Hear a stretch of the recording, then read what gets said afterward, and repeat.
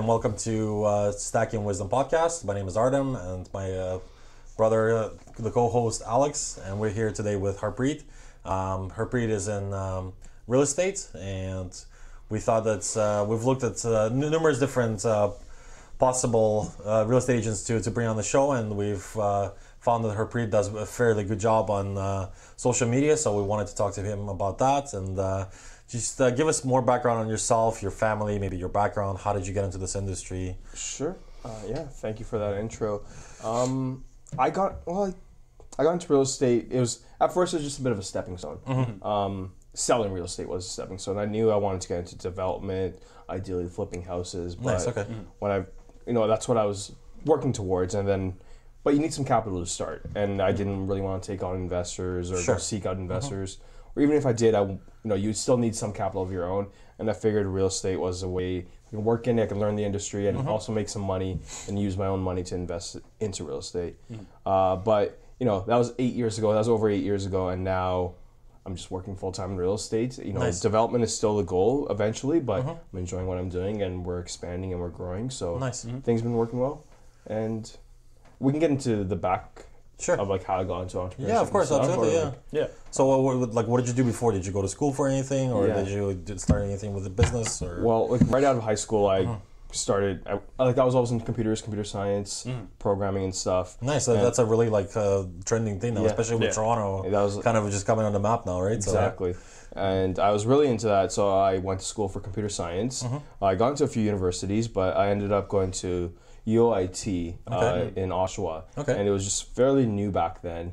But they had a cutting edge program. It wasn't like the other universities, and I was into computer science because I wanted to hack into banks and stuff, hack into the government, right? But no, you can get paid for that, Yeah, right? yeah, of course, so yeah. Banks would Reverse hacking. exactly. Stuff like that. Banks will hire you to find holes and flaws in their system. And I was like, okay, this is cool. I like this. So I was on that path, but then I'm like, if I want to turn this into a business, there's people smarter than me. There's better programmers that can do this. So if I want to turn this into a business, why am I going to be the one doing it? Why am I going to be the best hacker in the world, right? But you can always go out and find the best hackers too, right? Exactly. So, and just get them to do it for Exactly, you, right? right? So I kind of ended up leaving that program at that time. Took a bit of time off, trying to figure things out. And I ended up at Ryerson University studying business management. Nice. There I wanted to get into business. I was like, maybe I'll go to law school. That's something to have. You can always fall back on that, but it's useful in business. Sure. If having some kind of legal background. But I ended up. So I wasn't sure what I was going to study. Maybe you gotta pick a major, right? Marketing, accounting, finance, or something. Yeah. So I found entrepreneurship. So Ryerson was one of the few schools at the time that offered a major in entrepreneurship. Nice. Okay. So I didn't even realize that some universities did that. Though. yeah, and in the States there's some programs around it, but I think at that time Ryerson was one of the only ones that had that kind of program, and they've had it for a while. So it was pretty cool. I connected with some of the professors, and the classes were pretty small, so you were able to get to know the professors, get to know people in your class, and through that, I was like, this is cool. And then at that kind of time, I started my first startup, which, it didn't go too far. It was kind of ahead of its time, we like to say now. What did you do? What was the startup? So we'll take it back. So this is probably 2010, 2011 or something. And I had a BlackBerry. So we didn't have smartphones. I think the iPhone had just come out or something. And the startup was basically for clubs and entertainment venues to be able to sell tickets on a mobile device. And we learned that these venues make money from alcohol. The cover is whatever. Most of the money is made from alcohol. So if you could pre-sell alcohol or booths or bottles before people got there, it would be a win-win for everyone, and we'd just take a little piece, and it was cool. But so I kind of knew how to program, we could build something, but just the technology. People didn't have the phones. People weren't comfortable paying on the internet for things. It was It was definitely ahead of its time. And there's probably some regulations, I'm sure, from the government too in regards to alcohol and stuff. We were a startup. We didn't really care about the regulations, right? So we did that for a while, and we knew it would work, but the timing wasn't right. So my business partner and I at that time, we're we'll let this thing die, but it was a good learning experience. for both of us, it was kind of our first real business venture. Sure. And I was still in school, so I got really... Was it difficult to find funding for that, or? We weren't even pursuing funding. At that time, like, sure, we'd need funding. We knew that for marketing, but if you didn't have a technology or people couldn't use that technology, like, where would we find investors, right? So we kind of pursued it, but we really didn't. But it was a good learning experience. Yeah, for sure. I bet, especially if you guys had this idea, like, which was definitely ahead of time, because everything is now sold online, right? A lot of things are. Yeah, and like we had the idea like before, like it took us some time to like, okay, let's do this. How we're going to do this, and like the idea evolved. It didn't start with that. Did you meet your partner in the same program, or? No, I knew him from high school. He was a bit younger than me, but we ended up after high school while I was studying computer science, working the same job. I worked at a Harp oil change place, kind of like Mr. Biz kind of thing. And he ended up working there, and I knew his brother. His brother and I were the same age, and I was like, and we just talked about stuff. He was business minded, and I was like, I'm just leaving computer science now, trying to figure out what I want to do, and we just chat. And what was his background? Was he in school as well? He was actually going to Ryerson already. He was studying business management at Ryerson, and before that, he had been involved in some other businesses. And he was like doing the Toronto Star when he's like 15, 16, like. They'll like go door to door or something, sell memberships and stuff. So he was already very like entrepreneurial. He had that spirit, right? He was very sales guy. I remember he would go to Montreal for some stuff, like, but it was cool. So it was a good vibe, and I think, and like to now, like everybody that I work with, it's always about the vibe. You got to connect with someone. You're gonna spend a lot of time with. Someone like, I don't know, you guys probably spend a lot of time together. Because we work together. I mean, there's definitely a lot of benefits in.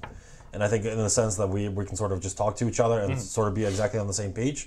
But also sometimes like the whole brotherly competition thing sort of kicks in, and we would get a little competitive, I think, sometimes too. But it can be sometimes frustrating and sometimes difficult. But I think that's another thing too that I've noticed with a lot of startups is when you get into something, you really need to know the person. Because if you don't, all the ugly stuff starts to come out like right there and then, right? So that's why I'm just kind of curious to know everybody's, experience that they've had thus far with, dealing with other partners, and how do they end up bringing them on? Like, how do they even find each other, right? Exactly. I mean, it's kind of an interesting story. A lot of the times I found that it's just really good friends, and a lot of the times it really tests their kind of relationship and their friendship. It makes it quite difficult, I think, sometimes for some of them to to make it work, because it's just the nature of the beast, right? It's because you have to put in so much time, so much effort into making this thing work, and it's like if you see somebody slacking, you're like, well, why am I doing all the hard work, right? Like, why isn't he stepping up?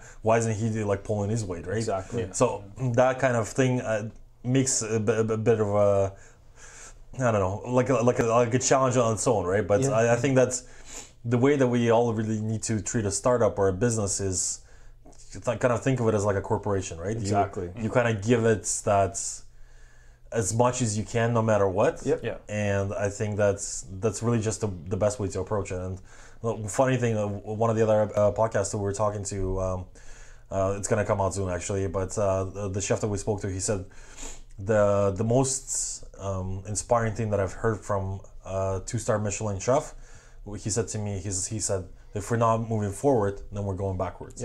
So that's like definitely like one of the inspiring things that we're able to learn from the other podcast. But I mean, like, if he's a Michelin star chef, then he obviously has had that experience to make it to that level, right? So like chefs, it's grueling, right? Like they gotta I guess cut their chops or whatnot, oh my goodness, there's so much preparation. But I think it's good in a sense, because if you work in a kitchen, you kind of get to experience the the rush time, and you always have to be prepared ahead of time. It's like you have to, they even have the thing with the mise en place, right? So it's just having everything set in place so that you're able to work faster and kind of just setting yourself up for success. That's one of the things. And then also dealing with putting your head down and just working it, and not being like flustered and or distracted by stuff too. So it's very important. I think a lot of entrepreneurs can take a lot away from that, and I learned it later on in life. At like when I was young, you don't really have that sense of like, what am I doing or why am I doing it? But it's like, it's cool. Like, this can turn into something, so let's keep working. But like we're talking about people, I learned later on through my entrepreneurial journey that people are more important than the product. The product is important, but a lot of investors, they'll look at the people, right? So the product might be a B product, but if you have A people, you'll figure it out. And so I think surrounding yourself with the right people is very important. And we've experienced that with our startup too, that we were working on.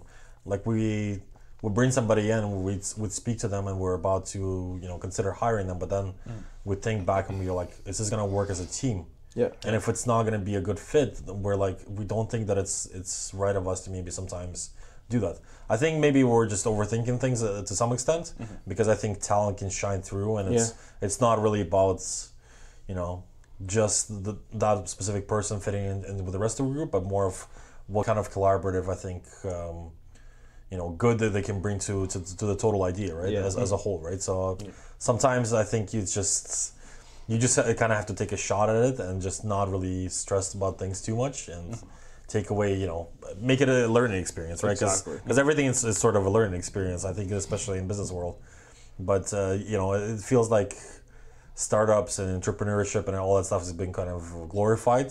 And I think that a lot of kids are, putting on their profiles, CEO of this, or a mentor, and like you'll have like some 19-year-old kid. It's like, I'm a mentor to the rich. That's one of my biggest pet peeves. Like pictures with like rental cars. Yeah, it's like fake entrepreneurs, right? Like everybody thinks being an entrepreneur is cool, but it's like, and a lot of real estate agents call themselves entrepreneurs, right? Oh, I bet. But it's like, well, like I studied entrepreneurship. I took a class which was like entrepreneurial theory, which was like, it was some deep stuff, right? Like, what is entrepreneurship and like where did it evolve from? And it's like, just like, let's say you have a Subway franchise. You're just an operator.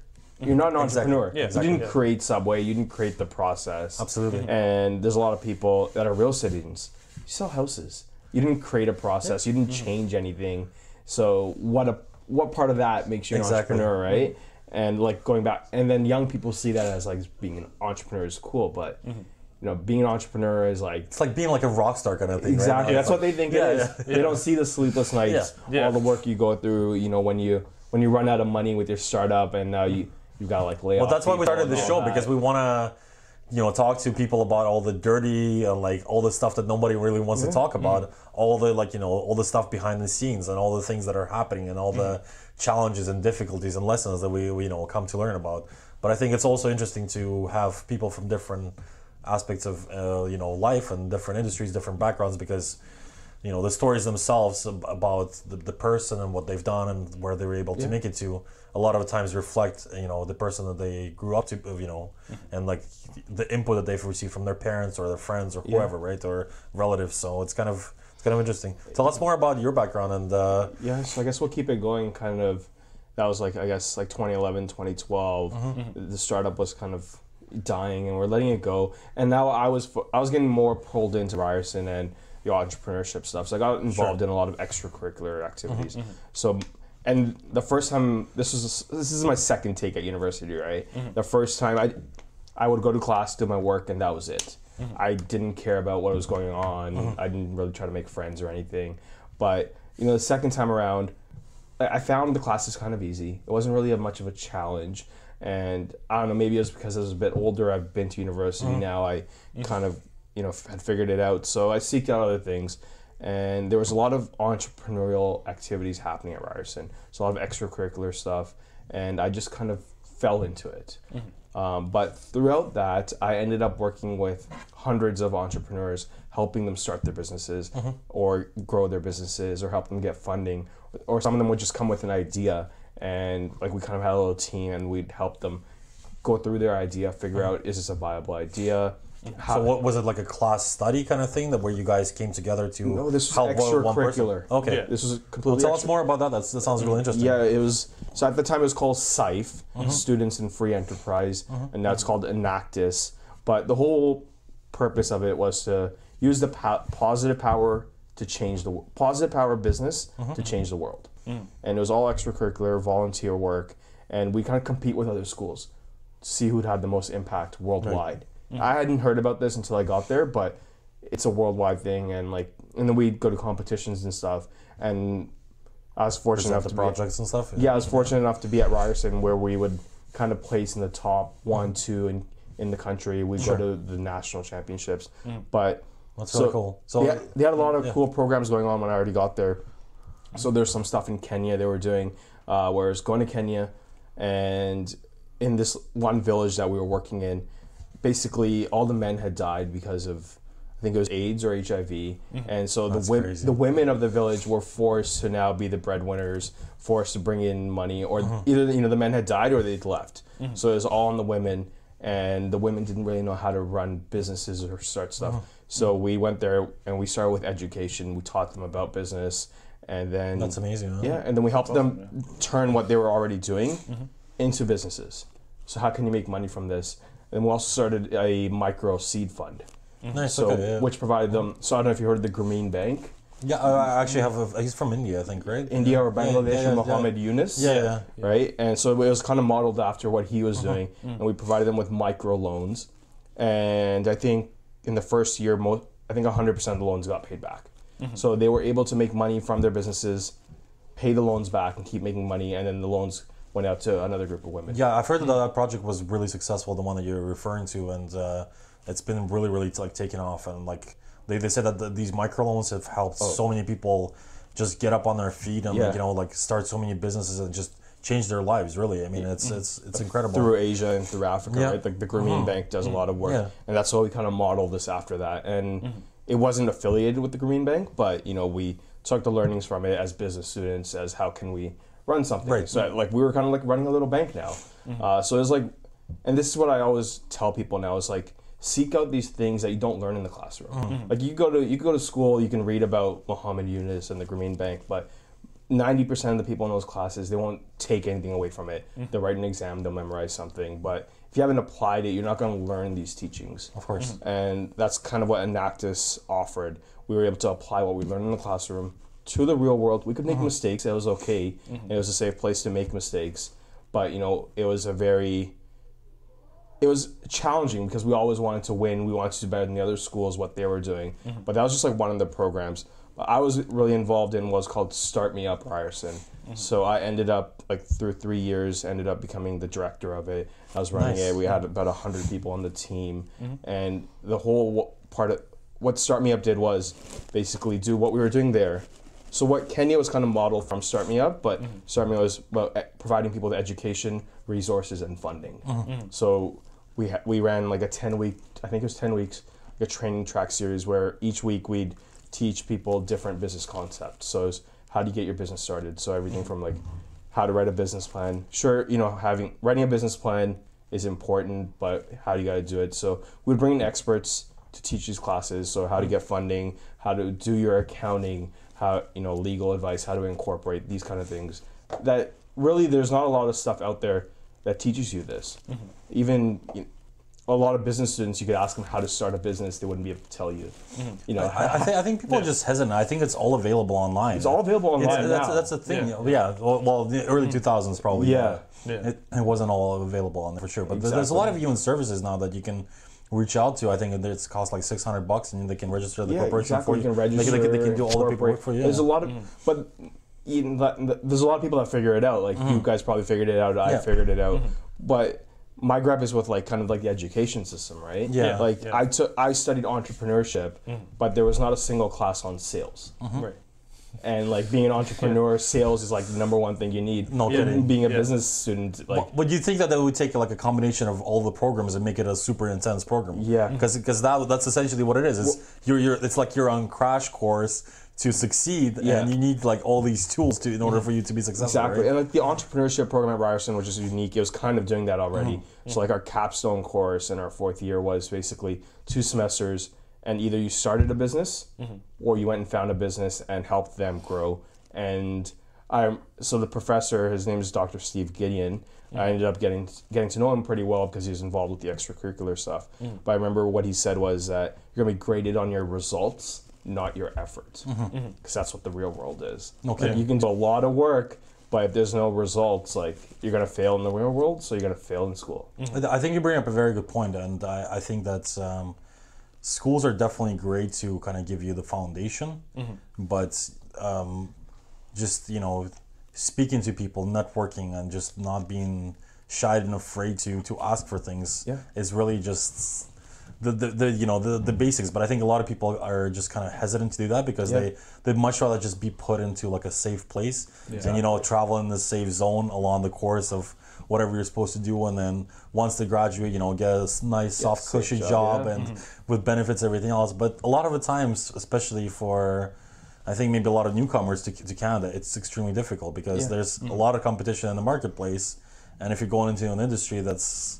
hard to hack, then you're not gonna have a really easy time getting into that, right? So exactly. But I don't think being an entrepreneur or doing your own thing is for everyone, right? I think we need accountants, we need lawyers, we need doctors. Yeah. But I think you've got to be like kind of cognizant about what path you're on. And like even like people, like you can go to school, you can go get a nice cushy job. Sure, we need those people, but entrepreneurship might not be for you, right? But like I always kind of knew when I would finish school that I wouldn't work for someone or. So what was the one thing that was telling you that you just knew that's? Well, I ended up getting to real estate in like my second year of school, so it was kind of on the side. Nobody really knew, but a buddy of mine, he was like, "Hey, I'm getting into real estate," and he was kind of the same age as me. He had studied political science at a different university, and he ended up at Ryerson because he wanted to study business. So we were really connected. And he was like, "I'm getting into real estate." I was like, "Okay, I'll do it with you." So we kind of got into it together. And we were just doing it on the side then, which is good because like I think if I were to dive into being a real estate agent now, it would be very challenging. But I was kind of able to figure it out on the side while still in school, doing other things, and really connecting with a lot of people. But I just knew, like, I think even when I was studying computer science, even back then, the reason I kind of left was because I just didn't want to sit at a desk and be a programmer, right? I was like, no, it's not for me. Yeah. Like I could still do it. I could still write some code. I'd still work on my own sites and stuff. But I knew I just wanted to get out there and like do things, have the time to kind of chase my passion and really build a career, build a business around that. And yeah. How long have you been doing it for now? So year number 8 now. Okay. Year number 8. So yeah, I got it in 2011. So 2011 is when I was licensed. Yeah. But but at like the first year I didn't really do anything. The second year I kind of started getting into it, and like it kind of just felt like I put it out there. I think I was using Twitter back then, and my Twitter bio was just like, "Hey, I'm a real estate agent," just in case you wanted to know, right? Yeah. And someone reached out, and from there that was kind of my first deal, and I was like, You got your first sale through Twitter. Through Twitter. That's amazing. Yeah. My first deal was through Twitter, and it was just conversations, right? Yeah. And I'm like, I'm a big fan of Gary Vee just because he offers practical stuff, right? Yeah, and I've been following him for a couple years, and that's kind of what he talks about, just providing value. I think I would, of course, maybe like it definitely resonates with us. We hear you for sure. I would take like a real estate article on and just tweet my thoughts about it, so people saw it like that. Okay, this guy, he kind of knows what he's talking about, and Twitter. My first deal was from Twitter. That's amazing. Yeah. Yeah. So how do you think, like, speaking off that, because you obviously said your first sale was from Twitter. Yeah. How do you think the whole social media landscape has changed for real estate agents? Because like the reason we found you and chose to have you on the podcast was because we saw that you actually do quite a bit of a better job like on Instagram than a lot of other real estate agents. And Instagram is a great place because of the stories which you utilize yourself. So how do you think like the whole thing has changed, and how has it like benefited you exactly? Yeah. So I think I just carried from Twitter, right? Yeah. And social media. And I always kind of knew the internet was the place, and I love the internet, and I always try to learn as much as possible. Yeah. And trying to if I wanted to be an entrepreneur, I wanted to be in sales, I wanted to be a real estate agent, you kind of you need to know how to market. Yeah. And right now, and then I got Gary Vee's book. He was on another podcast. I used to be into photography, and Gary Vee was on a photography podcast back then, and he's talking about his book, Jab, Jab, Right Hook. And I was just like, this guy knows his stuff. Like, this is my first exposure, first time I've ever heard of Gary Vee. I'm like, who is this guy? Like, I need to get this book. So I got that book, and I just kind of started watching his videos back then, listening to I think his podcast started shortly after that. And so I was like heavy into marketing. And like, I learned everything I could that YouTube had to offer, right? That's where, beyond university, anything about marketing I've learned from YouTube, just watching videos and a lot of podcasts. But so I was doing Twitter. Twitter was kind of dying off, right? And it wasn't really about being salesy on there. And I think I could, if I had continued, I could still do a good job on Twitter, because I was starting to build a following, but I let it die off. And then Facebook was a place, so I started learning Facebook ads, and I was like, yeah. So I learned Facebook ads, and then I've spent a lot of money. You know, I learned a lot of lessons. Learned a lot of lessons. Ran a lot of ads that didn't really do anything. Yeah. But they were all learning experiences. For sure. Right? And now I can run really good Facebook ads and get, I guess, leads at a really low cost and do some cool things. Like we can talk about some of the strategies that I'm For sure, using. yeah. So what would you say is the percentage of business that you gain from internet sales? Oh, 100%. Really? Awesome. Yeah, Wow, I don't do any incredible. other type of advertising. Yeah. So it all starts on the internet. Sure, there's some referral business. Of course, yeah. That comes in now. People are happy with what I'm doing, but all 100% of my initial contacts come from the internet. And what do you find is better for you? Is it Twitter? Oh, sorry, not Twitter. Instagram or Facebook? So I use both. I'll say most of my business does come from Facebook, from Facebook ads. Sure. But Instagram is great to kind of connect with people first on Facebook, and I do some retargeting, which brings them over. They'll see me on Instagram, and I've been building my following there. But I am getting business from Instagram, but I think Instagram is a cool place for people to connect with you and really understand who you're about and why they should trust you. For sure. Because everything's about trust. If they can't trust agree, me, 100%. or you know, if I, whatever it is, like if the consumer can't trust you, they're not going to work with you. So on Instagram, you can be real. On stories, you can be even more real, and then you can post stuff and you can comment on people's stuff. But I've kind of shied away from selling, so kind of really taking that Gary Vee mentality of just jab, jab, jab, right? Provide Yeah. value without like expectations. Exactly, right? And so it's always about value. I'm never really, hey, are you looking to buy a house on my post? Like, contact me. That's what the ads are for. Yeah. Right? That's what the ads are for. But I'm throwing these jabs, and then these people will eventually see an ad where I can bring them into my funnel. So a lot of people ask what I do. Sometimes I'll introduce myself as like a digital marketer, because that's at the essence that's what I really do. So once I'm able to bring someone into my funnel from Instagram, now they're on my website, they've kind of signed up for something, I'm able to kind of nurture them and really provide relevant value, as you're saying. So if you're looking for houses, I'm going to show you houses, and we've kind of figured out a cool way. So if you're looking for houses, let's say you're looking for a condo here in the Square One area, that's what you're going to see. You want a condo at 80 Absolute, right? You're going to get an email every day if there's something new on the market automatically. It's exactly what you want to see. So fantastic. That's exactly what we propagate too, because we deal with some of the real estate agents as well. And that's one of the things that we're trying to get them to do, is to like just put out valuable information out there, but in return you just ask for them for their contact information. Exactly. And once you continue to, it's what you do with that, exactly, right? right? It's really easy to get contact info. Like once people trust you, they'll be like, here's my phone number, here's my email. Exactly, but it's what you do with that afterwards, and how you can really turn that. I guess like you need to have goals in sales, right? At the end of the day, this is your livelihood, but you're helping people. So once you approach it from that angle, as like, I'm going to help these people get into a new home, or I'm going to help this many people find a new investment property, whatever it is. And it's really easy to figure out how to cater to them.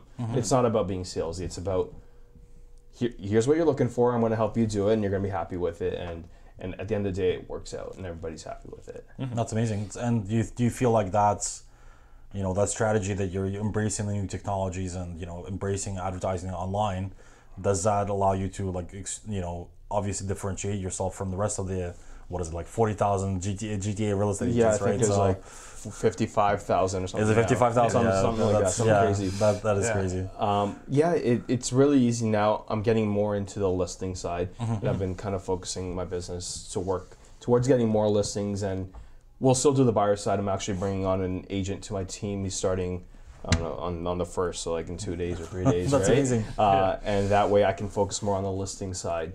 And now this is when you walk in and you sit down with a seller. Here's everything we can do online, and here's what the competition is doing. Right? And I can talk about, these are my numbers, like this is how many people will see your home on the internet. This is how many people can get through the door. This is how many people can get to an open house. Sure. It's very exciting for a consumer that, hey, Harpreet, he's doing it on the internet. And like a lot of people are still kind of not sure how the internet works. Oh, no kidding, yeah. What's really happening out there, right? Yeah. So if I can get into a really deep conversation and break down exactly what we're going to do for them, I think it's really easy. Like, who's going to win that listing presentation? At the end of the day, but results speak. So if I'm able to show them the results that we can get using our marketing plans, most people are happy to work with us. And I'm focusing a lot more in Brampton now, so that's why I'm kind of shifting my business. Sure. I've always kind of worked downtown, so that's just been another challenge. But it's all been growing, and it's going pretty well. So with this, you implementing social media for advertising, and or just releasing content out there and providing benefit first. Do you feel like it's more of like a long-term strategy that you're trying to implement? 100%. Yeah. And I'm not. How long did it take you? Obviously, after the Twitter thing, how long did it take you to start getting clients from Facebook ads and Instagram ads? So after the first deal, it was kind of cool. I was like, okay, this is a really nice check. And thank you, Twitter, right? Thank you, Twitter. Shout out to Twitter. Shout out to Twitter. Yeah. But I was young, and I was like, okay, like this could be a good career. If I can figure out how to do this. And then at the same time, I kind of fell into Gary Vee.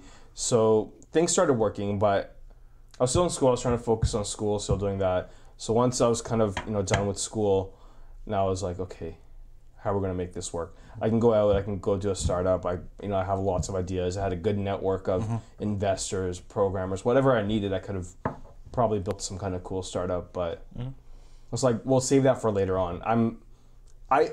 I'm very hesitant about like bringing on investors, just because like I want to have a cool product, and I knew that I wouldn't be able to do the things I wanted to do because real estate development was still what I wanted to do. Even after all the experiences I had, I was like, sure, like this is gonna be cool, but it's not gonna get me to my end goal of flipping houses and building houses. Why real estate development? Is it because you have some experience in building, or But what was the reason what you went for that specific segment? Well, throughout my whole life, my uncle, he's a contractor, so I always kind of just tagged along, and I learned a lot of things from him, and I found it cool. And then you see the HDTV and all of that, but I got into it and was like, this is a good business. There's good money in it, and I'm really into cars. I'm really into cars. Fair enough. And I want to have nice cars. I want to drive nice cars, and you need money for them, right? Yeah. So if I want a McLaren or I want whatever, you need money for it. That's kind of my selfish thing out of all this, right? Which is funny because that's what Gary Vee speaks against, right? Expensive watches and cars. Yeah. I don't. But at the end of the day, it's totally your choice. And it's the cars are like the New York Jets to him. Right. Fair enough. Being able to get it's your long-term goal. It's a long-term goal, right? The really, really long-term goal. Buying a $2 million McLaren or something, right? Well, that's the difference. Is like buying material things that are surrounded around your passion. Whereas if for you it's cars, right? Yeah. Rather than just buying like anything just to show off. Exactly, right? Like I'm not gonna go buy a $100,000 watch so I can flex on Instagram, right? There's definitely some real estate agents that do that, but that's their thing. But that's kind of just my selfish thing, that big audacious goal. Can you talk to us a little bit about your strategy on social media without giving away too much, obviously? But the strategy is providing value. Right. So we're talking about long term. I'm not really concerned about how much money we're going to make this year. I know I'm going to make enough for the business to keep working. I'll pay myself a little bit, but keep reinvesting in marketing. And I think that's been the goal, and for about the last year and a half. So I did end up working at a place. It was a brokerage where it was a different model, and I didn't really need to do my own marketing. I was provided with leads, so I wanted to check that out. But I left to still do my own thing. I still believed in this. So my strategy is providing long-term value and really connecting with people. So there's a lot of conversations I have with people, and I don't shy away from it. I don't look at it as like, oh, this guy's just wasting my time. He's not going to buy anything. He's not going to buy anything this week. This person might buy something. Because you never know, because sometimes they're just testing the water too. A lot of the times, right? So they can come back to you within 2-3 years and still be your client, right? Exactly. So, like I had a lease deal where I might have made like $800 or $900 from it, but then they ended up buying because they were like, okay, the client had some money, but first they were just kind of testing out the Toronto market. Maybe we'll lease first and then we'll see what it is. But then they realized maybe we should buy. And then if I hadn't given them the time of day, when they first reached out to me, I wouldn't have gotten that deal out of it, right? So I never shy away from any kind of business or anyone that's reaching out. So email, phone, DM. So yeah, it's building long-term value, and that's really the strategy. So, but I believe in retargeting. I run a lot of retargeting campaigns. Absolutely, Yeah. And with the CRM or email marketing. So I use Active Campaign. Yep. And I'm able to Familiar with it, obviously. Yeah. I'm able to segment people into lists, and then you can run ads to people in different lists automatically through Facebook. Most people, 95% of agents don't know how to do that. Yeah. Right? And I can segment people based on where they are in my pipeline. They're a 12-month buyer, they're a 6-month buyer, they're an immediate buyer, and show them relevant content. You even get more into it now. What city are you located in? What neighborhood are you in? And show you even more relevant content. And you're going to look at it as Harpreet is like the only agent out there. Exactly. And the thing is, like, my advertising stands out. A lot of people, they use ad blocker and stuff, and I learned this from Gary. He's like, "Why the hell are you using ad blocker?" I don't know if we can. Sorry about that. No worries. But he was like, "Why are you using ad blocker?" Yeah. Right? If you're going to be a marketer, you need to see what's out there. Yeah. You need to look at other people's ads. And I tell other agents this, and they're trying to run ads, and they're like, "Oh, how do I make my ad better?" But it's like, you're not seeing what everyone else is doing. Your ad is exactly like everyone else out there, right? Yeah. And like, I take screenshots of just ads on my phone of other agents, and it's like, this is what they're doing. And like, I'll show people this. So in like a listing presentation or something, here's their ads, here's my ads. Like, who do you want to work with? You can't even compare it. Yeah, exactly, right? It's funny because a lot of this stuff like all resonates with us because that's what we're into as well. Exactly. We're into like creating like leads for actual businesses when we work with creating an actual long-term strategy where you utilize almost like a click funnel, right? I love click funnels. I mean, like you utilize a strategy where you create this funnel to try to channel these customers to keep coming back to you, right? I think that's what a lot of people are definitely not grasping, is that there's so much money to be made out there. There's so many people that are, are buying into this. I think that people are still getting bombarded with ads, left, right, and center. It's just finding how is it that you can bring them value first. Again, going back to Gary Vee, right? How is it going to bring them value first? And if they continuously see you and are exposed to you, then they start to warm up to you, right? So, and within time, it's like a no-brainer sale, a close, right? So they trust you. Like, there's people that have been in my database for 6 months, let's say. They see my ads, they get my emails, and they'll call me when they're ready to buy and say, "Hey, Harpreet, blah blah," and like they already think, like, it's like the way the conversation goes is like, I've known this person for years. Just because they see my ads, they're really already comfortable with me. They trust me. And it's, hey, here's the house, I'm ready to go, right? And it's like, I'm not competing with another. You didn't even have to warm up to them at all. They already know who you are. The ads right? do it for me, right? And I think a lot of agents focus on the now. I think just not agents, in a lot of business, it's how am I going to get sales today or this week? This is our quota, but you need a long-term strategy. Absolutely. You need I think that's what a lot of people are lacking, is just setting yourself up for success in the future, but by doing it now, right? So how many ads do you usually run per campaign, let's say? Or like throughout the month usually? I have like, right now I probably have like 6 ads running. Those are, and I think... And do you only use Facebook and Instagram? Do you use any other formats at all? I've dabbled a little in Google. I'm trying to get into YouTube, so I'm doing a lot more video. You guys seen on my Instagram. I want to get into YouTube, like pre-roll and stuff. So we are producing some content around that. Just doing. I noticed that on your story. Actually, you had a videographer. I think yesterday, right? So part of my entrepreneurial journey, I ended up starting a media production company with my buddy. Okay. So we were making videos, and I was into photography, as I was saying. But I was like, that turned, and that was again out of passion.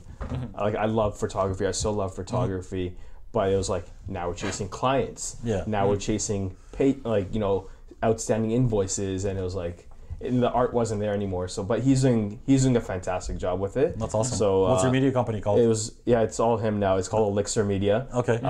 It's all him. He's doing really, really well with it, and he's kind of transitioned into animations. But again, it's like surrounding yourself with good that's kind of people. an interesting progression to go from that into. And he or did he utilize that for the actual marketing as well? Yeah, he shifted with the market. Like, he saw a lot of like his clients wanted animations, so he built a team around that and producing those for them. Fantastic, that's great. But again, like, surrounding yourself with good people, like, I just met him and I got to know him over a couple of years, and it was like, okay, we're both into cool stuff, so let's see if we can do something out of this. But I guess back to like the platforms, right? We'll go back to that. I got it going because we're totally on the same page with that kind of stuff. So it's just, you know, it's cool to always hear the success stories, you know, from somebody who's utilizing social media and is actually getting, like, you know, solid results. But that's one of the things that we keep telling our clients is it's a long-term strategy, and you have to set yourself up for success. You have to wait it out. Exactly. You have to wait it out. A lot of agents will give up after a month, 30 days, 3 months. How much do you reinvest from what you get back into the ads? So right now, in terms of percentage, maybe? Right now it's about like 15%. Right. Okay. 15%. 15% of, so we'll kind of work it backwards. 15% of what I want to make at the end of the year is the marketing budget. Right. We'll dabble with that. We'll increase it if we need to, if there's a project or something that we need to push. But yeah, I'm really into YouTube right now. I'm trying to learn the platform, and I'm all about learning it and kind of doing it myself first. I'm at a point where probably by the end of the year, I'll bring on like a Facebook ads buyer, media person to my team. Sure. But if I don't know the basics of the platform, or I can't have that conversation with them, like, let's really dive into this, let's do some cool stuff. But I bring on someone that's doing a better job than me. I think that's really important as an entrepreneur, as, you know, kind of putting your ego aside and finding someone that's better than you at something, right, and then learning from them and let them kind of grow. Yeah, for sure. I agree, but 100%, because sometimes it's just better just to focus on the best job that you can get done in a specific area. Exactly. And then if you have other stuff to worry about, sometimes, I mean, yeah, it's great to learn the basics and to know sort of where you need to go, but at the same time, sometimes it's just easier just to outsource it, right? Yeah, exactly, right. And I look at real estate as a business now. So a lot of people treat it as just a career or as a job, but now I'm looking at it as a business. And I was guilty of that. It was just me. Here's a paycheck. How are we gonna get the next paycheck? There was no kind of strategy in place, right? Now we've kind of had the buyer's agent coming on, and I'll be able to focus on more of other things. And then, how do we grow this business? So what kind of roles do we need? And but I still want to be the mastermind. So that's why I think ads and the internet is still the core of what our business is going to be. So that's why, you know, I'm still kind of playing with things. Do you preset a lot of the stuff on like automatic? No. So it rolls out on its own? Nothing is automated. Okay. I kind of took that from Gary Vee as well. He's like, don't automate anything. Do not automate anything, and I've never automated anything. Fair enough. If I need to post, I post. Like for Instagram, I'll usually have a couple posts ready to go in the drafts, and then when it's kind of good time, I'll post it. And do you try to sort of follow his formula where he says you just need to always stay on there, always be relevant, and post like 24/7 pretty much? I try to, but he has like a team of 18 people that do it, right? That's true, But he says he posts everything himself, though they prepare it. But for me, it's always, if I don't post on Instagram, that's probably a really busy day for me. If you don't see me posting any stories, I might miss a post. I probably had a really busy day with clients or meetings or whatnot. If I'm posting a lot, I'm probably, you know, at my desk doing busy work. But you got to play a fine balance. Of course. But that's, I kind of know, most of the business still comes from Facebook ads. So I'll always focus on Facebook ads, tweaking them, running new ones. Or just if an ad's doing well, let's ramp it up. How can we grow this? But I was having this conversation yesterday. It was with another agent, and it was about, you can't go after everyone. There's no need to target 100,000, 500,000 people. You just need to find your core group of people, right? So kind of at the starting of the year, we ramped up our ads. So we spent a lot of our money already on ads and filled up the database. Now let's keep warming these people up for the rest of the year, because we can't even if everyone in our database called us right now and said I wanted to buy, we wouldn't be able to help all of them. Right? That, of course. So why are we bringing more people in? Well, that's why you're bringing more agents on, right? Just to help you out with with the volume too, right? So exactly, but you still got to be able to, I guess, fix all the systems so they're working, right? So let's say, for example, you know, we got 1,000 people into the database. How long is it going to take us to do deals out of it? So once we have the numbers, it's really easy now. That's what we're trying to figure out this year. Now it's, let's say for every 1,000 people into the database equals X amount of dollars back into the business. So, and now a lead costs us, you know, running ads $1 to $5 depending on the ad. So this is how much we need to put in to make this much. And I want to bring on employees to the business, but now you're responsible for the employees. You're responsible for their livelihood. You got to be able to pay them, right? So this can't just be a 6-month thing. You've got to be serious about it. So I'm very hesitant about that. I think as an entrepreneur, it's really easy. Like, hey, let's hire someone. Let's hire 5 people. But if you can only pay them for a month or 2 months, and then you don't really know what's going to happen after that. I don't think that's the right move. Yeah. No, I hear what you're saying, right? But then all the other stuff comes into play, like benefits and everything else that they might seek, right? Exactly. And you don't really know if they're gonna switch to somebody else, exactly, and leave you, right? And if you spend all this time training them, it could be exactly right. Exactly. Yeah. So yeah, let's go back to your story and your journey, sort of. Sure. I don't know. So most real estate is the main hustle. So yeah, I finished school. I went to work for a brokerage, and then where they were kind of providing me leads, I didn't have to do any of my own marketing, and they just took a bigger piece of the commission. Sure. So that was cool, and I got to be in front of a lot more people now. I wasn't focusing on generating business. Here's 100 leads. Go run with them, and that taught me a lot of. That's really what laid the foundation of my real estate knowledge. So for, there isn't a situation that I haven't seen. There isn't a type of deal that I haven't run into or some kind of problem that I haven't fixed. So that was cool. That was a good experience. And in hindsight, it's always a good experience. When I first started, I may have been a bit iffy about it, but I think sometimes you do got to just dive in. And it can be really easy to get comfortable. So, before that I was really comfortable doing my own thing, doing a few deals a year, and it was good.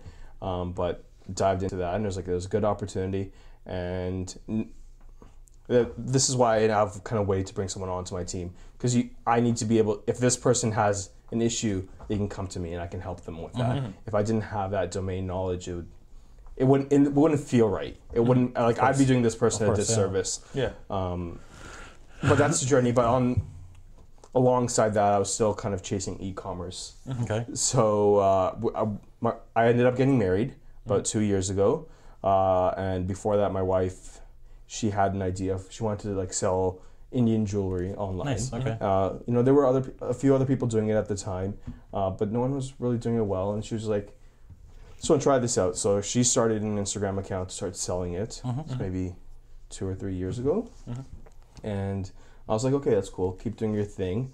But I'll probably take over at some point. How are you gonna have time with you growing your firm too and everything else? Yeah. So last year is when we kind of officially went into business. So we incorporated, we set everything up.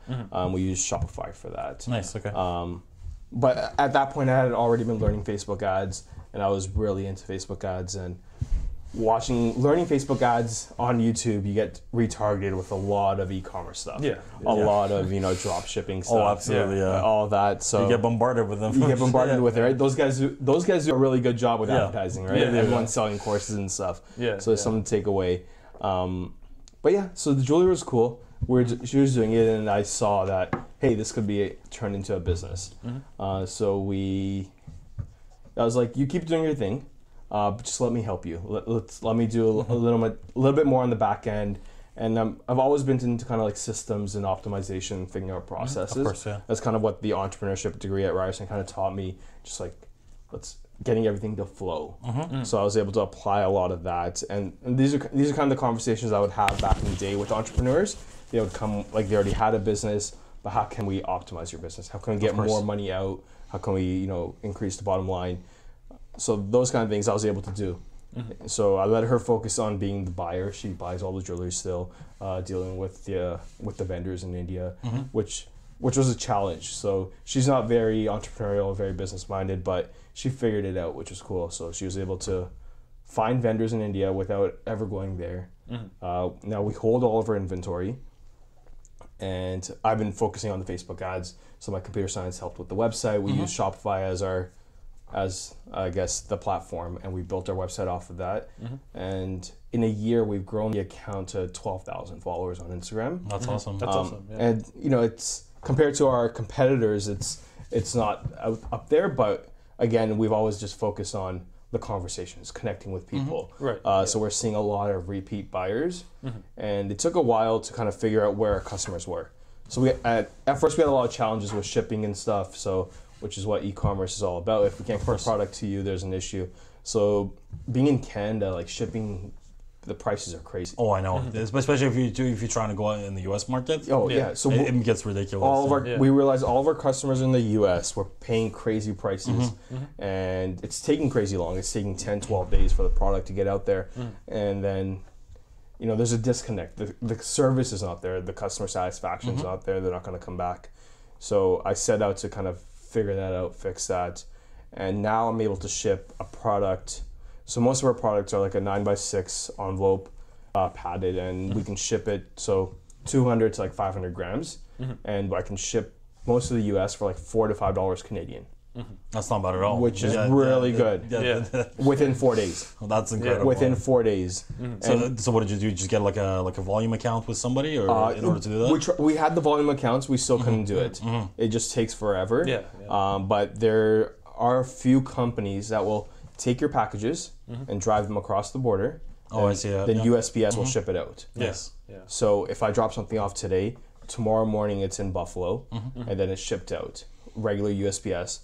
And that was a game changer. Now we could do free shipping. But you can only probably afford to do that with the volume, right? So you need to get that volume going at first, no? Yeah, like at first it might not make sense for you to set up the accounts and go through all the processes, but it's a necessary. It's shipping. Like most of the time, we're even sometimes we do charge shipping depending on what we're running, but we still have to eat some of the shipping, right? We'll charge you like a flat fee, and we're still paying the other whatever it is. Sure. And that's e-com. Like I've learned a lot about it. I'm still learning a lot about it. I'm not an expert, but it's turning me into an expert. And this is my side hustle. This is what I spend my evenings or early mornings on, kind of fixing issues. But now it's it's a machine now. It kind of just works. I still do all the shipping. So back to when we started, I told my wife, it was growing, but she was like, she works full time as well. And she was like, I just don't have the time, like if we're doing this kind of volume. So I was like, we need to make it efficient. Yep. Okay. So in the last year is kind of when it all took off, and we figured out barcoding systems, how to barcode stuff, how to scan stuff, how to run a warehouse. Like you go to like Amazon or Wayfair or something. Like we didn't know anything about this, how to run a warehouse, how to organize stuff. So now all the products are barcoded. There's with Shopify, you're able to use apps on your phone. So nothing like the wrong product is never sent out. So we sell nose rings, and we have like I think 50 different SKUs, and some of them are very similar. So you just pick it up, be like, oh, this is the one. That's the one. Yeah. And now you sent out the wrong one. Like I have no idea about nose rings, right? Sure. So I'm packaging orders. I was like, no. There's something like I was spending a lot of time kind of like looking at things, comparing it to the. It wasn't efficient for sure. It wasn't efficient, so figured out the barcoding, how to systemize everything, and I can just scan something. So let's say you have an order 1, 2, 3 comes in. It gives me a list of everything. I go to our little warehouse, pick everything out, and I can just scan it with the camera on my phone. And it's like, okay, this is the right one. Oh, that's the wrong one. You got to find the right one. Now the pick list is created. I guess that's what they call it in warehouses, right? You got a pick list, and now it's all. We didn't know any of this. We didn't know any of this. Which software? Like, what are you using to help you out? It's all Shopify. Shopify, okay. So there's a lot of. So they have the whole system in place to. There's a lot of apps. Make this successful. So you can get apps and customize the platform to do whatever you wanted. So that was one challenge. Now we're able to easily pick and pack orders, and we're kind of cutting down on the SKUs. So we're figuring out now what's selling. Let's ramp this up. Yeah, of course. If something's not selling, because if you sit on too much inventory at a time, then it's money just tied up, and then you can't really do anything with it. Right? And then we got to discount it and sell it, right? So that was one challenge. We fixed that.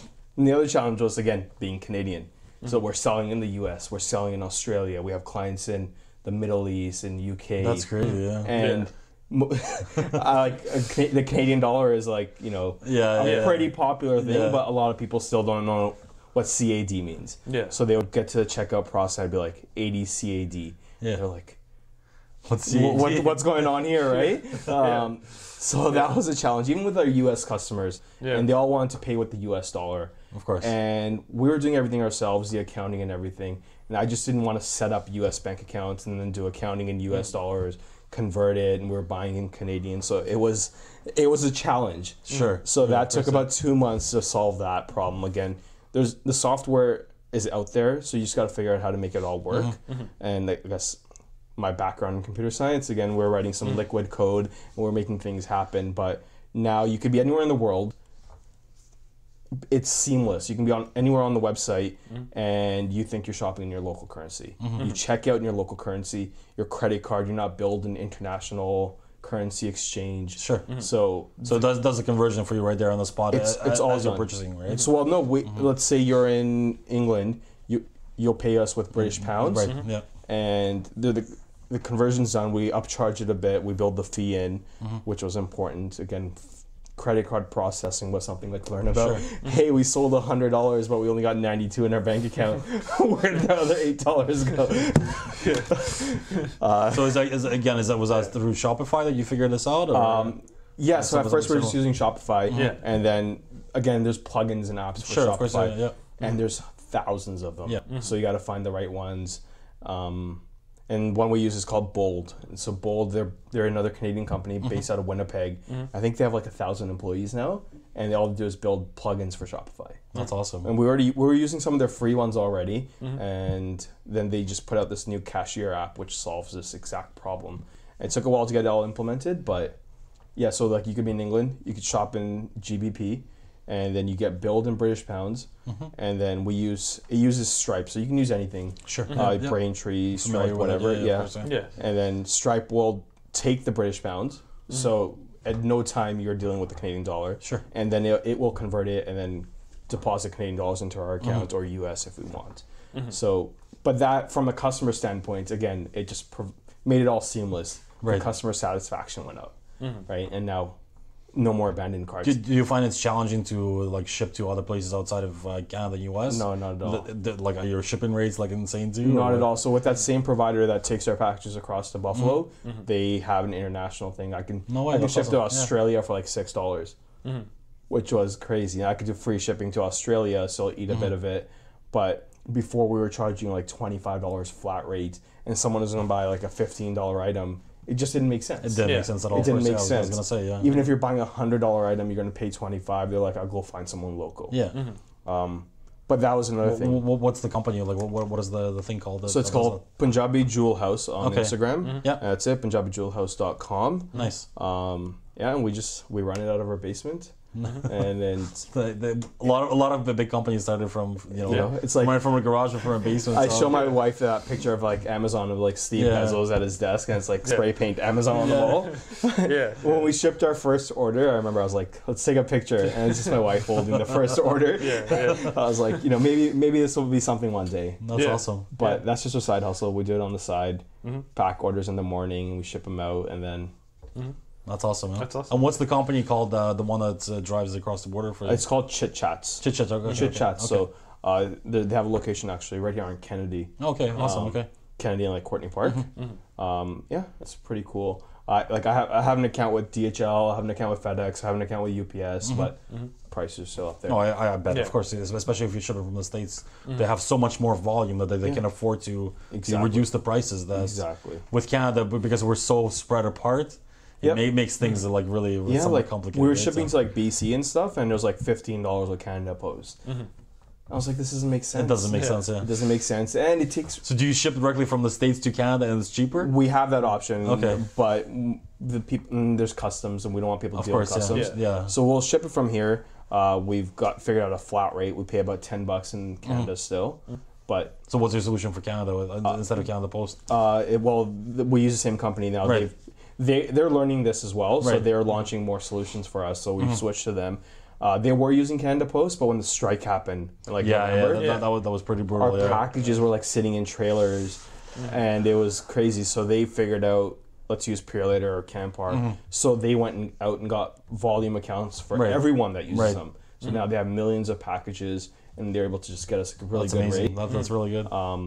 I think it's going to get better. So if there's any people out there, like check out Chit Chats. Yeah, because I think that sounds like a really awesome solution. Because I think that's one of the biggest hurdles is the shipping cost, right? Because shipping from the States into Canada or vice versa, or the customs, right? Yeah, and then especially like you said, creating customer satisfaction. It's crucial, right? It's one of those things that's it can make or break repeat business, and 100%. I think that a lot of people are sort of struggling with that specific aspect of it as well. So thank you for sharing that with us. I'm sure it's going to bring a lot of value to a lot of people. I think it is. There's lots of people doing really cool stuff on like Etsy and stuff. There's lots of cool people just making cool things. But if you can't get it to your customer. Exactly. And a lot of times I notice that the customers are turned off just by shipping rates alone, right? So and we're dealing with customs and stuff like that too. It can be sort of a pain in the butt, really. Exactly. Like I could send something across the border and ship it back to Canada, and it'll be less than half the price. Wow. But then they'll have to pay customs most of the time. So it just doesn't make sense. For sure. So again, the customer satisfaction. But so you got to learn pricing. You got to be able to build things into your pricing, and people get that. Like, but it all comes with time and experience. It's just that you have to learn from it and actually apply whatever lessons you've learned into into your systems as well. Exactly. That's awesome, man. So it seems like you just eat, sleep, and live like two different businesses, right? So that's it, right? And so it makes sense for you to even consider outsourcing stuff, right? So yeah, I think we're gonna do some cool things. Nice. Okay. So do you do content creation for like your wife's business as well? She does it herself. Oh, okay. Nice. So we even my videos, I use an iPhone. Yeah. That we got Amazon. Amazon's been amazing. We sell on Amazon now, which is another thing. Yeah. But Amazon. I was gonna say that's one of the things you can consider doing. Amazon has like this light box you can buy. It's called the Amazon Basics light box. And literally you can throw this water bottle in there, use your phone, and take a professional picture. Nice. It has all the lighting, everything's built in. So we got that. And like before, we had horrible pictures. We built a light box from Dollarama with some like cardboard and stuff, and we had like 5 lights. It still wasn't working, right? And I was like I understood the photography. Sorry, I could like go buy a Canon 5D, buy a nice lens and all that. But I was like, we're a startup. Like, we don't have that kind of money. We started that business with $1,000, right? Yeah. And so we bought this. We worked our way. So it took, I think, 6 months before we bought that off Amazon, and that changed our pictures. Yeah. So to talk about that, because I think that a lot of startups, they don't really consider all the costs that come into play, and making sure that you're savvy and creative in terms of how you utilize things like that, right? Oh, so you have to be. I mean, give us some more examples, maybe, of like your business or anything else that you've utilized, where it's helped you to reduce costs up front.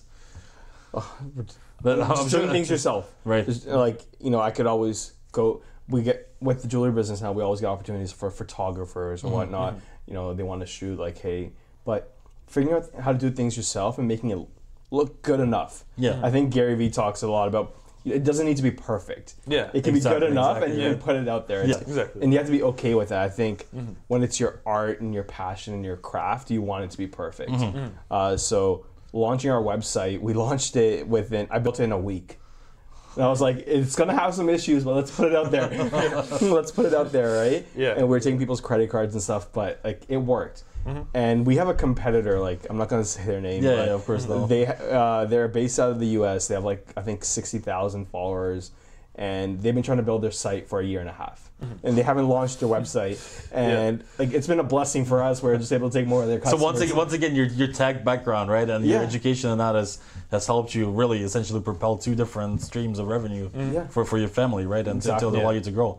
So I mean, I think definitely people need to embrace new technologies, and you gotta figure out what you're good at. Yeah, exactly. That's true. You gotta figure out what you're good at. Like if you're good at chopping down a tree, figure out how to make money from that, right? Like if you want to be a lumberjack or whatnot. But if you're good at fixing cars, figure out your passion, what you're good at.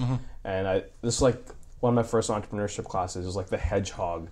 It was what's your passion, what's your experience, or something like this. Where does everything connect? So how can you turn your passion and then what you're good at into a career or business? Right. So kind of figuring that out. I think but it's not easy. No, it's not easy. It's never an easy process. It's always a learning, a learning curve. Really, it's never a straight line either. It's always just like this, zigzag, right? That's the life. That's the life. But you gotta be okay with it. Yeah. And sometimes you gotta be okay with kind of letting something go. That was with my first startup. You kind of have to know when to let it die, right? When it's time to move on, right? Because you can keep chasing something that's dying, and then you're never going to make money from it. You never know. Maybe in 50 years it might take off, but you know, are you willing to wait that long? For sure. So how do you evolve this into version 2.0, do something better with it? That's awesome, man. Talk to us about maybe what sort of advice would you give to the younger generation and or even yourself, like even like 10 years ago, let's say you were able to speak to yourself. To 10 years younger, what sort of advice would you give yourself? Don't say no to things. Don't say no to things. Mm-hmm. You know, say yes and then figure it out. Someone asks you to build a rocket ship, like say yes and figure it out, right? Whatever. You can probably find the plans online on Google, right? Like, if you're a hustler, right? You'll go talk to Elon, you middleman the deal, and you'll make it happen, right? But say yes to things and then things and just figure it out. You know, embrace opportunities, and then there's gonna be people that come and go through your life, and you always learn something from them. So how would they find you if they're looking for a good real estate agent? And which markets do you work in again? You just Brampton, right? Or Well, do you work at like GTA as well? Or? Yeah, so I started my business in Toronto. I was just in Toronto. All the company, even my brokerage office now is right downtown, King in Portland. But I grew up in Brampton, focusing my business. You can find me at my Instagram, sold by Harp, HARP, or my website, soldbyharp.com. Nice. That's awesome. That's it. Amazing. Cool.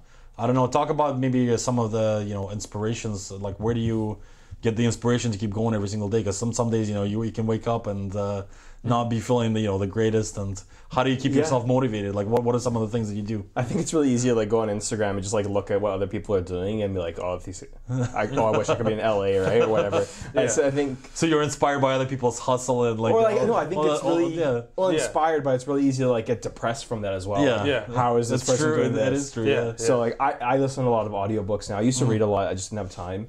So I listen to a lot of audiobooks and podcasts about new things. It's not, I listen to real estate podcasts, I listen to marketing stuff, but other cool things that kind of inspire you.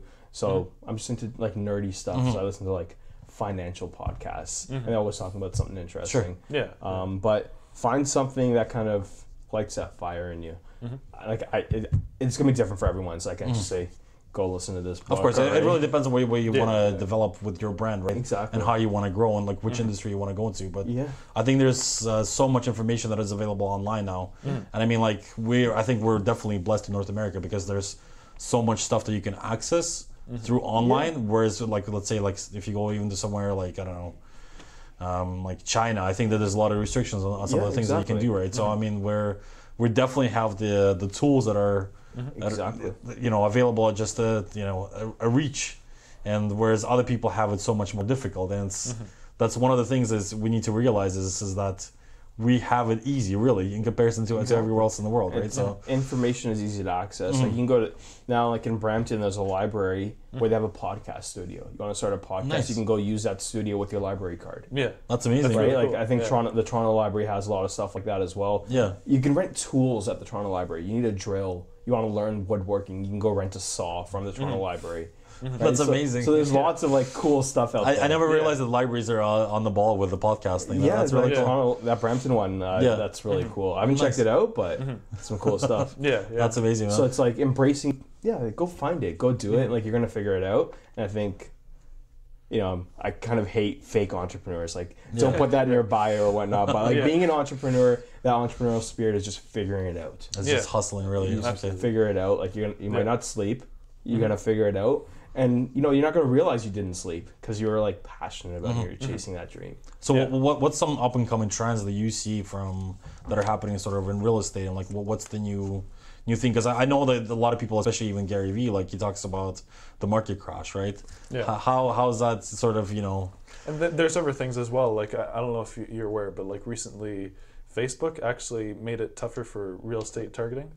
Just yesterday, right? You can't target by income ranges anymore. So just the whole in the States, we've had that in Canada. We never had that. Oh, really? Yeah, we never had that in Canada. I wasn't aware. But just in general, how has the whole landscape changed, and how have you kind of adapted, I guess, to it? I think we always get the blunt of whatever happens in the States, and even with Facebook ads, right? They'll make changes to impact us here. There's discrimination laws in the States, so Facebook, you have to comply with it. We don't have that same kind of stuff here, but when they turn that on, like every real estate agent in Canada had their Facebook ads disapproved. Yep. And people didn't know why, but you just have to go in and check a little box like I consent. But we've noticed that with a lot of the agents that we work with, and it's definitely a thing. Yeah. And there's a lot of words you can't use in ads just because that's how it is in the States. Yep. Or your ad's not going to do well. Or you can't mention Facebook, or you can't mention some of the other names. Airbnb, you can't mention that. Yeah. I know an agent who sells cottages out by Peterborough and Bancroft, and she runs ads for like, hey, you can buy this cottage and put it in Airbnb, but she was like, ads aren't working, and she just figured out because she puts Airbnb in the ad. Right? That's crazy. So we're getting a lot of that just from the States. But where real estate is going, I think people are starting their home search online, and they've been doing that for a little while now. But I think the agent is still going to be key, facilitator. Sure. Or not facilitator. I think the internet, Amazon and the Zillows of the world and Realtor.ca or whatnot, they'll figure out how to facilitate it, how to do the paperwork. It's not that difficult. But I think real estate agents will still be key for that human touch. Like Tesla came in selling cars, you could buy it online, but a lot of people still go to Yorkdale or wherever the Tesla store is in Shareway, and they want to go talk to people. They want to ask their questions. They want to test it out in purpose. They want to see it. People aren't okay with the chat. Like, does this house have a basement? Is the basement finished? I think people aren't there yet. Maybe we'll get there, but I don't think it'll be in our lifetime. I hear that Zillow is really disturbing the market in the States, and it's coming towards Canada. It's here. I know that a lot of people are like really concerned about it, and I think for a lot of agents maybe that are not, doing enough to differentiate themselves, it's probably going to affect them, right? So it's going to. And Zillow's here right now. There's Canadian listings on Zillow. I have a profile on Zillow.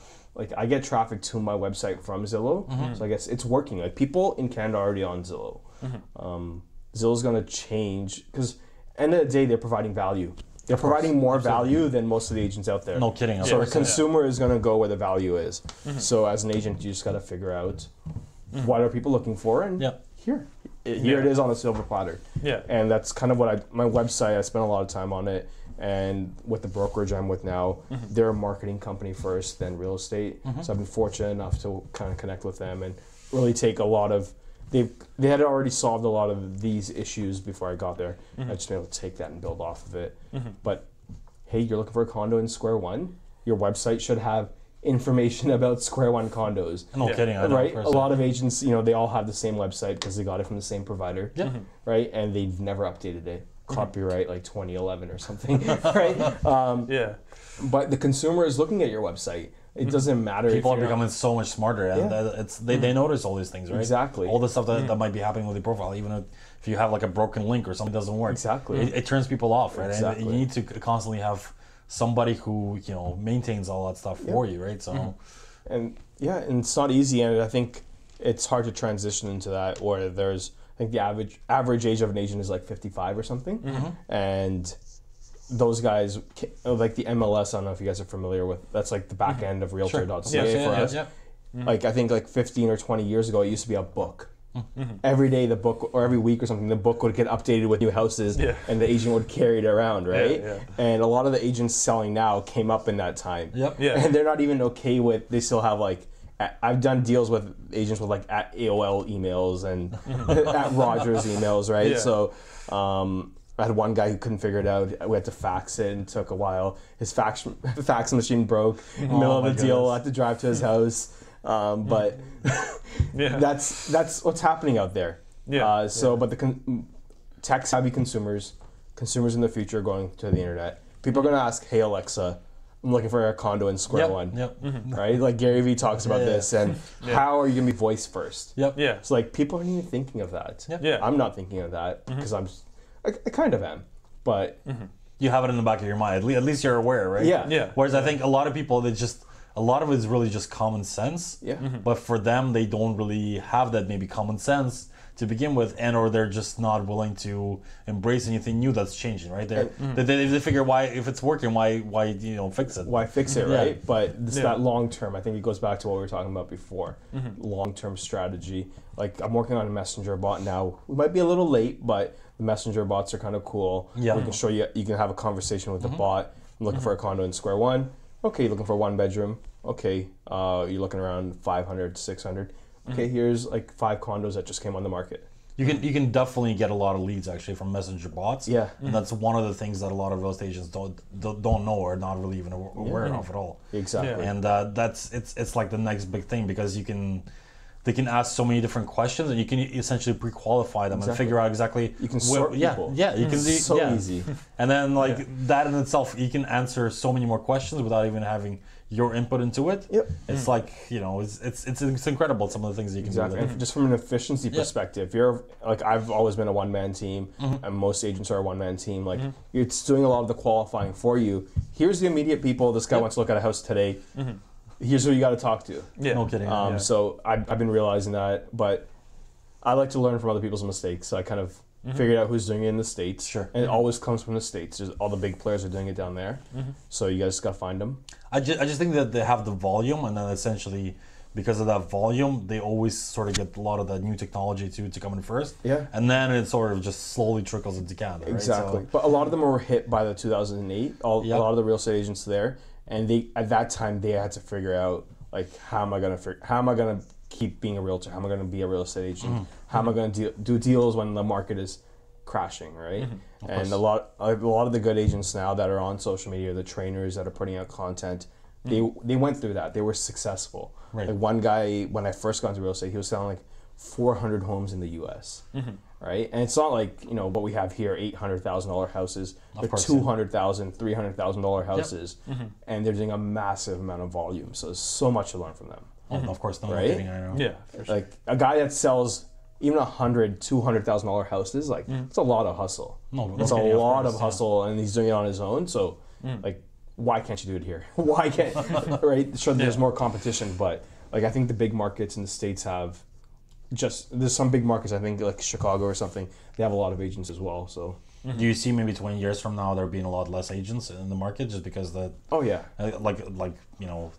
Technology is just essentially going to revolutionize a lot of this stuff, or what? Yeah, I think that, and there's a lot of young people getting into it now. So, and I personally know a lot of young people that are innovating the real estate game or trying to. They have real estate startups here in Toronto, and they Startups, really? startups, and they were agents. Yeah. And they were, they made some money, and now let's invest this into those startup. Let's do real estate better. And I think when you look at all of them, they're all just trying to give you more information, more value. Jab, jab, jab. Never trying to sell. Initially.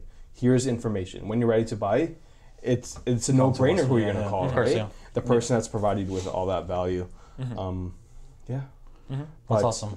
It's changing. Thank you so much for all the all the gold nuggets, really, with all the stuff that you were able to tell us about. Yeah. And I think that definitely, I think that people think about the future, but really the future is already here. It's here. Yeah. And I mean, it's always going to grow. It's always going to improve. It's going to continuously, change and innovate different industries. And obviously, one of the things that is being affected is the real estate industry. And obviously, the people need to embrace new stuff and like social media for their advertising, because that's, for a lot of businesses, they're being successful just because of that, right? So that fact alone is they were able to kind of overcome that hump where they say, well, I have to learn this, right? Or I have to try to understand this. And that's one of the things why it was fantastic that you came out to the show and you were able to share with us, the two different hustles that you're involved in and how you're trying to, make it different for yourself, but also making it, successful. Obviously, you haven't been in real estate for 30, 40 years, but you have your long-term goals with the development and, building this stuff. So obviously you have, plans on how you're going to transform this business for the yourself. cars. Oh, the cars, yeah. But you said it was a hobby, so I don't know if you're doing like a rental place where you can come rent a Ferrari for a day or something. Yeah, we'll figure it out. But that way it pays for itself technically, right? So it's just got to make sure that they keep it nice and tidy. That's and clean. it. So Yeah. I think you've brought a lot of value for our listeners. Especially real estate agents watching this. Yeah. I think it's tremendous value. Well, we don't want to give away too much to real estate agents either, but I think it's more for just people and young people that are looking to get inspired to start doing stuff. And there's right? enough business for everyone. If someone could take something away and do something good with it, there's enough business out there for everyone. Well, it's not like really it's not really like a hidden information. Exactly. It's out there. It's just out that there. you have to look for it. You have to find these trends and find the things that really work for you. I mean, if they still don't want to be on social media and if they're still getting business, sure, it might last for another 5 years, but the reality is they might be planning to retire in 5 years. Exactly. That's good for them, right? That's good for them. Yeah. No, for sure. But I think that it's one of the things that we all need to kind of take a step back sometimes and just take a look at the fact that technology is changing our lives. Sometimes, maybe it's questionable some of the things that they do in terms of data gathering and stuff like that. That's it's not really maybe the most what's the word? Not really the most appropriate way to go about doing business. Ethical for sure. Yeah, it's not really super ethical, but information is like the new currency. Really, it's just so I get why they're doing it, right? Yeah. So the fact is that they want to make their business more improved and better for themselves too, and you can't really blame them. You can't really fault them too much for that either. So. Thank you so much for coming on our show. It was a pleasure speaking to you, and it's just one of those things where I'm really happy that you came on the show. You were able to share a lot of really great information, and I think it'd be extremely beneficial to a lot of listeners to grasp grasp the info that they can gain from this podcast. Yeah. Thank you guys, and thanks for tuning in. Again, we're joined by Harpreet. Thank you. Yeah. Thank you for having me, guys. Pleasure meeting you. Yeah. This is great. Thanks. Take care. Thank you, guys. See you on the next episode.